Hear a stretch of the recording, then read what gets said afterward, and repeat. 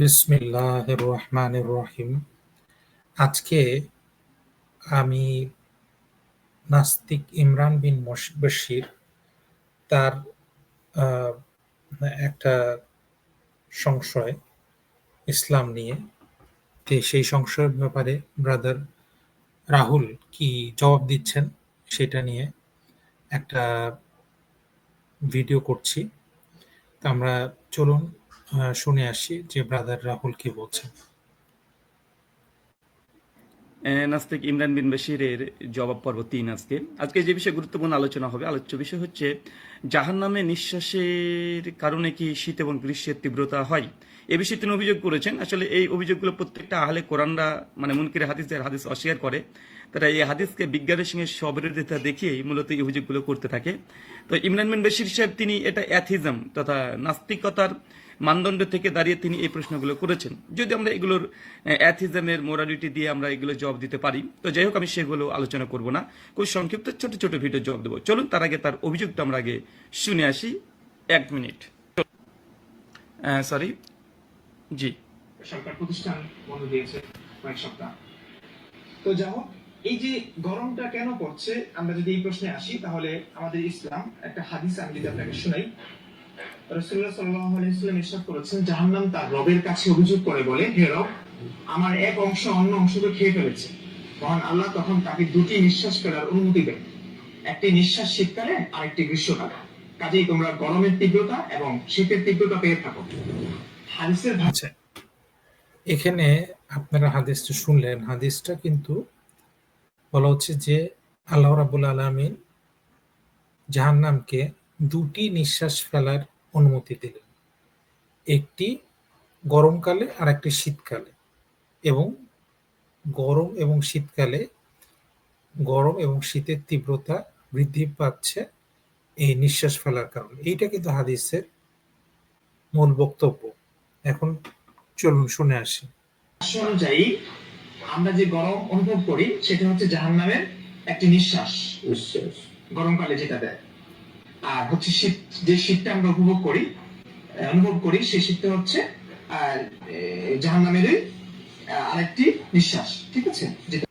দেখেন, এখানে কিন্তু সে যে কথাটা বলতেছে, এখানে কিন্তু হাদিসের সাথে কিন্তু কথাটা কিন্তু সে ঘুরায় ফেললো।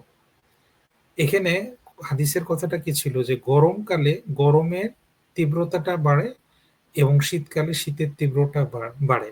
অথচ সে এখানে বলতেছে যে আমরা গরমকালে যে গরম অনুভব করি সেটা হচ্ছে একটা জাহান্নামের নিঃশ্বাস, আর একটা হচ্ছে শীতকালে যে আমরা শীত অনুভব করি এটা জাহান্নামের নিঃশ্বাস। আসলে কিন্তু তীব্রতা বাড়ার কথা বলা হয়েছে, শীত বা গরম অনুভব করা না, তীব্রতা বাড়ার কথা বলা হয়েছে। এটা কিন্তু সে খুব সূক্ষ্মভাবে কথাটা কিন্তু ঘুরিয়ে নিল। দেখেন, খেয়াল করেন। শীতকালে দেয়। আচ্ছা, আপনি এই কথাটা কি বিশ্বাস করেন তো? না, অবশ্যই আল্লাহ রাসূলের কথা। এখন আমার যেটা প্রশ্ন, আমার না, এগুলো হচ্ছে নাস্তিকদের প্রশ্ন। বাংলাদেশে এখন শীত পড়ছে, কিন্তু পৃথিবীর বহু দেশে এখন প্রচন্ড শীত। শুধু এখন না, সারা বছর শীত থাকে এমন অনেক দেশ রয়েছে।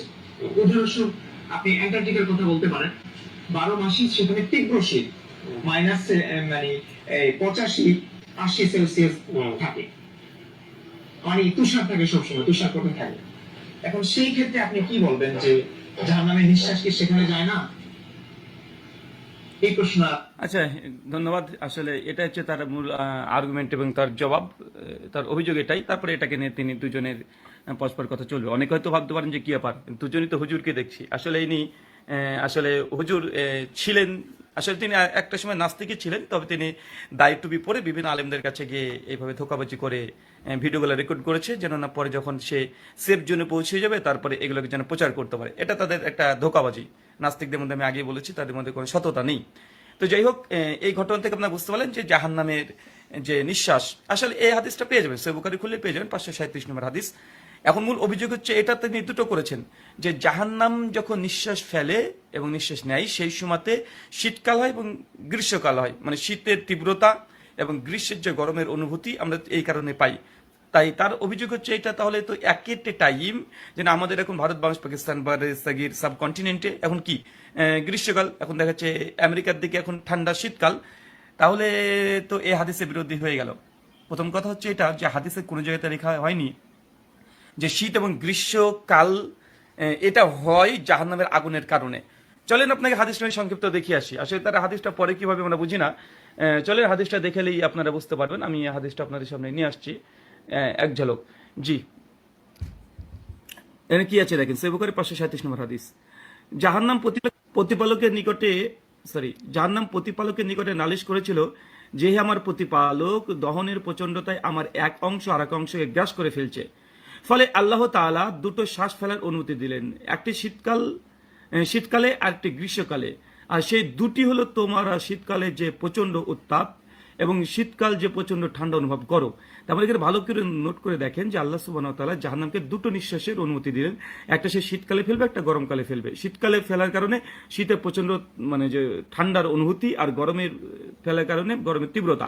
তার মানে হাদিস থেকে বোঝা যাচ্ছে যে শীত এবং গ্রীষ্মকাল এটা আগে থেকে হতো, কিন্তু এখন গরমের মাঝে মাঝে দেখি প্রচন্ড গরম আসছে। মানে শীত গ্রীষ্ম হাদিস দ্বারা প্রমাণিত, হাদিস থেকে যে শীত এবং গরম এর দুটো আগে থেকে ছিল।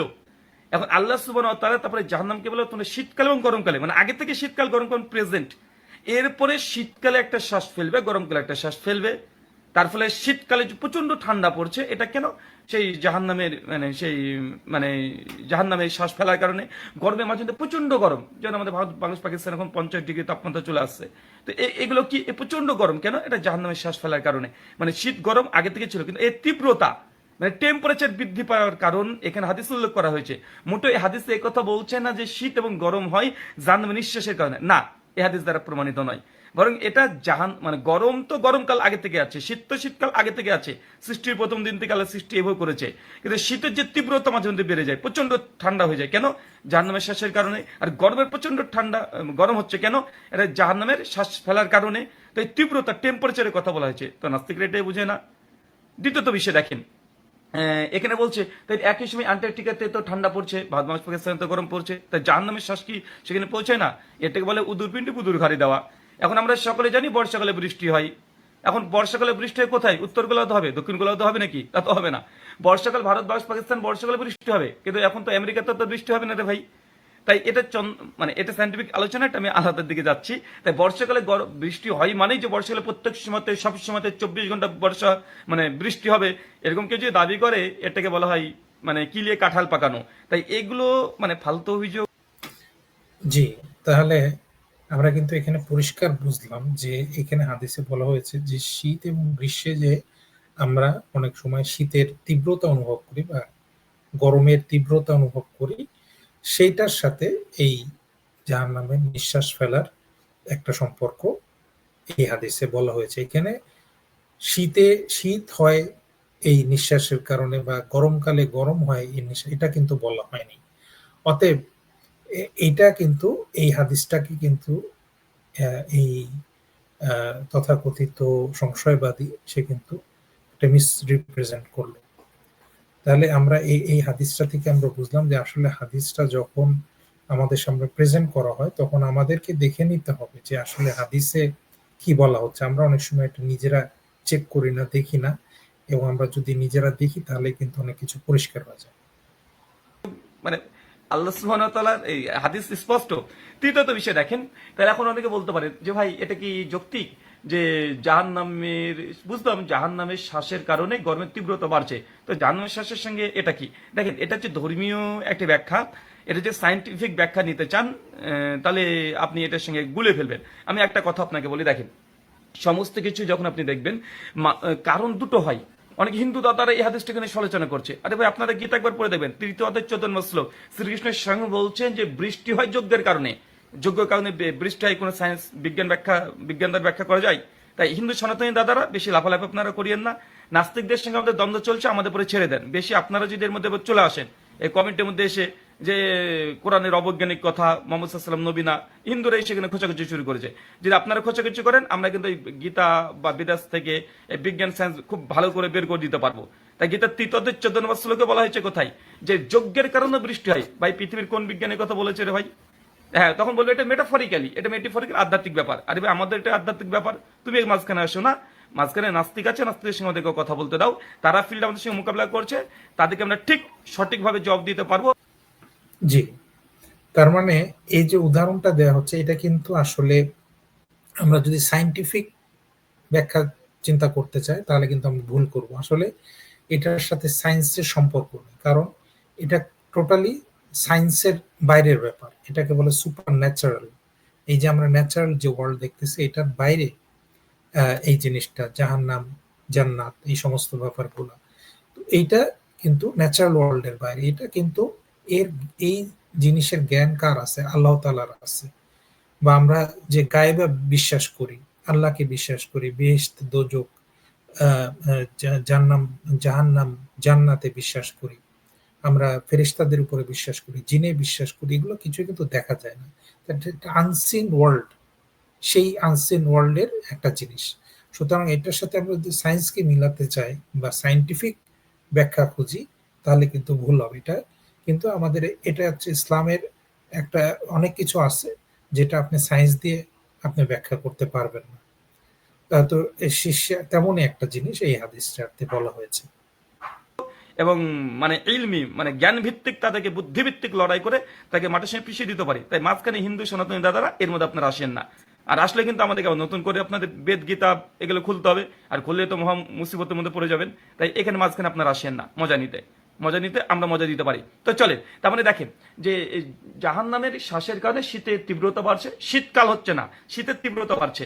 আর জাহান্নামের নিঃশ্বাসের প্রশ্বাসের কারণে গরমের তীব্রতা বাড়ছে। এখন এটার সঙ্গে সায়েন্সের লিঙ্ক কি দেখেন। আমরা অনেকের সময় তো এখন দেখছি না, এখন হচ্ছে গাছ লাগান, মানে এত যে গরম হচ্ছে কেন, বলছে এত গরম হচ্ছে, গরম থেকে বাঁচবেন কিভাবে? তো কি বলছে মানুষ সকলে?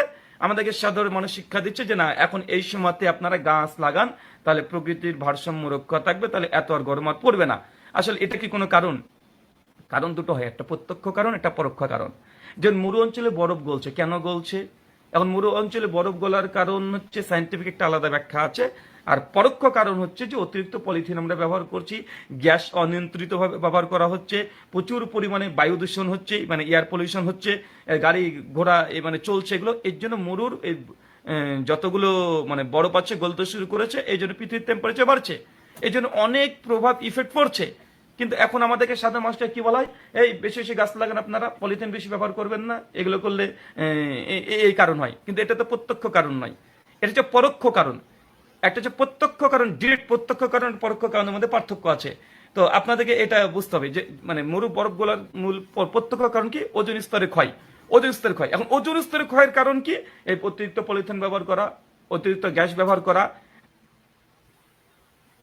কারণটা পরোক্ষ কারণ। ঠিক হাদিসে আল্লাহ নবী আলাইহিস সালাম যেগুলো সায়েন্টিফিক কারণ আছে যে গরম তীব্রতা বাড়ছে কেন, কারণ উত্তর গোলার্ধে 23 ডিগ্রি সূর্যর কাছাকাছি ঘুরে গেছে, ঠিক আছে, ইসলাম এটাকে ডিনাই করে না। কিন্তু পরোক্ষ একটা কারণ যে জাহান্নামের একটা শ্বাস, যে পরোক্ষ কারণে পলিথিন ব্যবহার করার কারণে এই জিনিসগুলো ঘটছে। দেখাই এটা আধ্যাত্মিক বিষয়, মেটাফরিক্যালি একটা অ্যান্সার সবার কাছে থাকে, আমরা জবাব এভাবে দিতে পারি। কিন্তু ইসলাম যে বৈজ্ঞানিক যে থিওরি যে উত্তর গোলার্ধে 23 ডিগ্রি 37 ডিগ্রি হওয়ার কারণে অতিরিক্ত গরম, এটাকে ডিনাই করেনি। তাই আপনাদেরকে এতটুকু বোঝানোর চেষ্টা করলাম যে হাদিস দ্বারা একথা প্রমাণিত নয় যে জাহান্নাম নিঃশ্বাস ফেলার কারণে শীতকাল হয়, জাহান্নাম নিঃশ্বাস নেওয়ার কারণেই গ্রীষ্মকাল হয়, এ কথা নাই। এখানে তীব্রতা, টেম্পারেচার, শীতকাল আগে থেকে মজুদ ছিল, গরমকাল আগে থেকে মজুদ ছিল, কিন্তু মাঝে মধ্যে গরম হয়ে যায় বেশি, মাঝে মধ্যে শীত বেশি বেড়ে যায়, কেন? জাহান্নামের শ্বাস নিঃশ্বাস ফেলার কারণে। এটা হচ্ছে পরোক্ষ কারণ। প্রত্যক্ষ কারণ কি? প্রত্যক্ষ সায়েন্টিফিক যে কারণগুলো আছে আলহামদুলিল্লাহ আমরা উসনে একমত, আমরা ডিনাই করি না। তো এটাকে বোঝার চেষ্টা করেন। যাই হোক, নাস্তিকদের আসলে ঘেলুতে কি আছে আমরা বুঝি না। চলে পরবর্তী সময় আবারও দেখা হবে। ধন্যবাদ সকলকে। ওমা আলাইনা ইল্লা। আসলে আমরা ব্রাদার রাহুলের অ্যান্সারটা শুনলাম, খুব চমৎকার উনি অ্যান্সার দিয়েছেন নাস্তিকের এই জবাবটা। আর নাস্তিকরা কিন্তু যে অযৌক্তিক যুক্তিগুলো নিয়ে আসে এটা কিন্তু তার আগে বুঝতে হবে যে তারা কিন্তু যখন হাদিস বা কোরআনের কথাগুলো বলে সেই কথাগুলাকে তারা টুইস্ট করে দেয় মানুষের মনে বিভ্রান্তির সৃষ্টি করার জন্য। তো এখন তারা এটা নিয়ে অভিযোগ তুলেছে। আবার তারা প্রশ্ন করতে পারে যে তাহলে এই যে গরমকালে গরমের তীব্রতাটা বাড়তেছে এবং শীতের এক সময় বা শীতের তীব্রতাটা বাড়তেছে, তাহলে এটা একই সময়ে যদি দেখা যায় যে কোনো জায়গায় গরমের তীব্রতাটা বেশি, আর এক জায়গায় দেখা যাচ্ছে আর এক এরিয়াতে আর এক দেশে দেখা যাচ্ছে শীতের তীব্রতা বেশি, তাহলে এটা কিভাবে হচ্ছে? একই সময়ে কিভাবে নিঃশ্বাস ছাড়তেছে? আরে ভাই, সবসময় যে এই তীব্রতা বেশি হবে এই নিঃশ্বাস ফেলার কারণে, এটা তো কোথাও বলা হয় না হাদিসে। এটা কিভাবে হচ্ছে এর জ্ঞান আমাদের নেই। কারণ এই এই যে দোজকের বা জাহান্নামের যে ব্যাপার-স্যাপার, এগুলা সবই হচ্ছে সুপার ন্যাচারাল। এটা আমাদের ন্যাচারাল ওয়ার্ল্ড এর বাইরে। এর জ্ঞান আমাদের কাছে নেই। এটা কখন এইটা নিঃশ্বাসের কারণে এই তীব্রতা বাড়তেছে, এটা একমাত্র আল্লাহ তাআলাই ভালো জানেন। অতএব সবকিছুই আপনি যদি এইভাবে প্রশ্ন তোলার চেষ্টা করেন, কিছু কিছু জিনিসকে আপনাকে বুঝতে হবে যে এগুলা হচ্ছে সুপার ন্যাচারাল, এটা হচ্ছে আউটার ওয়ার্ল্ড এর ব্যাপার। এটা আমাদের জানা এবং বোঝার সাধ্যের বাইরে কিছু ব্যাপার আছে। তো সেই জিনিসগুলো আমাদের বোঝার প্রয়োজন আছে, এবং সবচাইতে যে জিনিসটা ইম্পর্টেন্ট সেটা হচ্ছে আমাদের দেখতে হবে যে আমাদের কোরআন হাদিসে সঠিকভাবে কোন কথাটা বলা হয়েছে এবং এটা সঠিক ব্যাখ্যাটা কি সেটা আমাদের জানার প্রয়োজন। এবং নাস্তিকরা যেটা করতেছে, এটাকে ঘুরিয়ে বলার কারণে আমাদের মনে বিভ্রান্তি সৃষ্টি করার চেষ্টা করতেছে। তো এই জিনিসগুলো আমাদের বোঝার প্রয়োজন আছে। ধন্যবাদ। আসসালামু আলাইকুম ওয়া রাহমাতুল্লাহি ওয়া বারাকাতুহু।